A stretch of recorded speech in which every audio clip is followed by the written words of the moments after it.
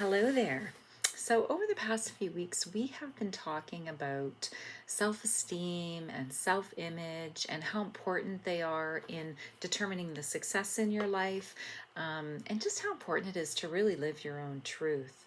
So, today, I thought what would be really helpful for us is to talk about the inner critic, because that's really the part of us that gets in the way of us really moving towards what it is we want in life and really succeeding. And we all have it, make no mistake. You are no different than anybody else. You have them, I have them, we all have them.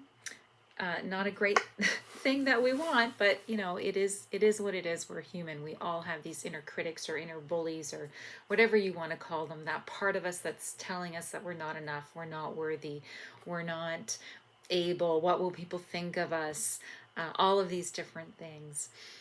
And I think what's really important is that we get to know that part of us. Because with all these voices in our heads, all coming from all of these different inner critics, telling us all these different things, it makes us feel shameful and guilty and fearful, and it stops us from moving forward. So in their book called Freedom from the Inner Critic, Earley and Bonnie Weiss actually go through these 7 different types of inner critics. And I think it's really important that we get to know our inner critics better, because, as we get to know them, knowledge is power. With knowledge comes understanding and healing and self-compassion and all of these things that we really want. So let's talk about that today. But before we do that, for those of you who don't know me, my name is Nancy Brooker. I am a relationship and stress coach. I help women who are stuck in any sort of challenging relationship to become more clear about what their triggers are, what's causing that stickiness in their life. Maybe it's beliefs, maybe it's triggers, whatever you want to call it. I call it stickiness. What's causing that stickiness? Let's work through that together, so that you can bring in more calm and clarity and connection into your relationships, into your life, and start to feel more joy and ease and calm. So let's get into those inner critics. Inner critic number 1, the perfectionist. Do you have that drive to always get things done perfectly? Do you have really high standards for yourself? Do you find that for your behavior, for your work, all of these sorts of things? Do you have that voice in your head that says to you, like, oh, you didn't do a very good job on that, or come on, you could have done better? And does that voice sometimes stop you from finishing things or even from getting started doing things? That's the perfectionist voice in your head. And I know I have that one. Maybe you do too. Another one of the inner critics that might show up in your life is the inner controller. This is that part of us that tries to sort of offset the impulsive parts of us, the parts that maybe want to overeat or overindulge, addictive sorts of behaviors, binging behaviors, those sorts of things. And it makes us feel ashamed when we give in to those impulses, or we react in a certain way that it isn't in alignment with what that inner controller wants for us. You got that one too. And the thing is, as we go through all of these different types, what you're going to find is that some of them actually show up more in your life. You'll be like, yeah, no, I know, I recognize that one. I hear that one all the time. Or, yeah, I hear that one sometimes, but that one's not as big for me. So just sort of pay attention to that. So, number 3, the taskmaster. This is the one that sort of gets your list of, you've got to work hard, you've got to get all these things done, and only then are you going to succeed. And don't be lazy, don't be stupid, don't be incompetent. You need to get these things done. And it might actually get into a little scrap with that part of us that just then wants to procrastinate, not do anything, just to avoid working. So that taskmaster is the part of us that wants us to work hard so that we can be successful. The taskmaster.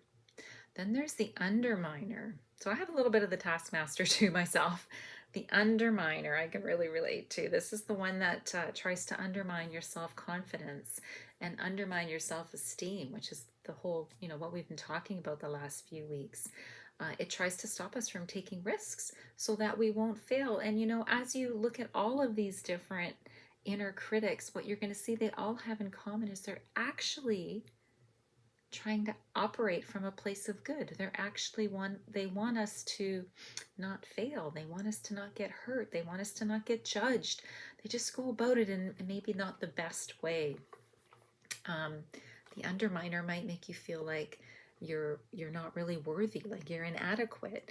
And it's all in that, with that purpose of trying to stop you from doing something, from putting yourself out there, from being seen and being judged and being attacked or anything like that. It's very fearful of that. And so it instills that in us. And so we feel stuck. Sometimes we just don't move forward because of that underminer.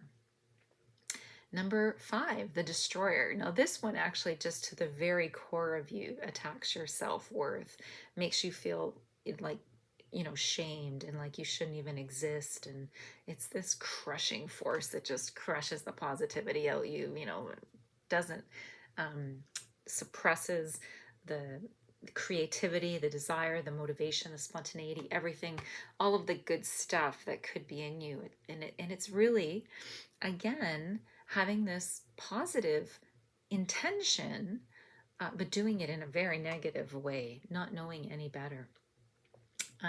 Number 6, that was number 5, the destroyer. So number 6 is the guilt tripper. Now, do you recognize the guilt tripper? I sometimes think of this one as mother's guilt. So for, things that you've done in your life that maybe you wish you hadn't done, actions that you took or that you didn't take that you wish you had or hadn't take, if I'd only done this differently, maybe this would have happened. And I find it's really common in moms. We always do it with their kids. If only I'd have done this, or if only I'd have done that. We love them so much. We just wish that we had all the answers and done all the right things. And that guilt tripper really attacks us. And, makes us feel like we just didn't do enough. And it doesn't allow us to forgive ourselves for anything that we may or may not have done, that we may or may not have possibly ever been able to do, but it doesn't really matter. It just comes through us anyways. So that's the guilt tripper. And as you can tell, that one I know a lot about. And the last type of inner critic that they talk about in the book, Freedom from the Inner Critic, is the molder. And this is really the one that tries to get you to be more in alignment with, your family sort of norms, your cultural norms and values, whatever it is. And so, positive and negative. So it could be, to be more kind and caring, or it could be to be more aggressive and, or outgoing, or, intellectual, polite, whatever it is. So positive things, and then maybe some negative things too. And then it tends to attack you when you don't really fit in to those norms that it thinks you should be fitting into. This could be things, the one example that comes to my mind, I don't have to feel like I have a really strong molder, and it's not even, it's a silly little example, but I'm from an Italian background, and of course, everything is about the food, right? You have to feed everybody and everything, you always have to have these great meals. And I love that. But sometimes it's exhausting. And then there's a little bit of the guilt tripper that comes in, and the molder is criticizing you if you're not sort of fitting into that mold, that perception of what that background should be. So just a little one, but I'm sure you can find your own example. So I'm curious which one shows up most for you. And so we've got the perfectionist, the inner controller, the taskmaster, the underminer, the destroyer, the guilt tripper, and the molder. So what I'd like to do is, what I think is really important is just to start to get to know that inner critic a little bit better. Like, what does it really want for you? What is its positive intention for you? Where is it coming from?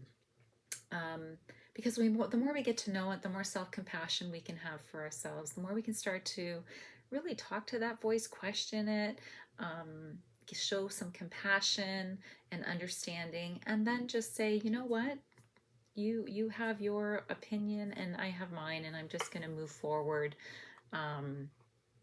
So we can allow our lights to shine, because these inner critics, they want the best for us, but they really have no control over us. We allow them to control us with their voices and by listening to them. So we need to get to know them better, and we need to start learning how to calm the voices and really listen to what's really true. So just remember that inner critic is simply a part of you that needs more self-love. So I hope that was helpful for you. Next week we'll talk a little bit about how to start to calm that inner critic. Thanks for listening. I would love for you to grab your freebies that I've posted down below this video. Come join me at Living in Yes. Let's be friends on Facebook. Let's connect on my website.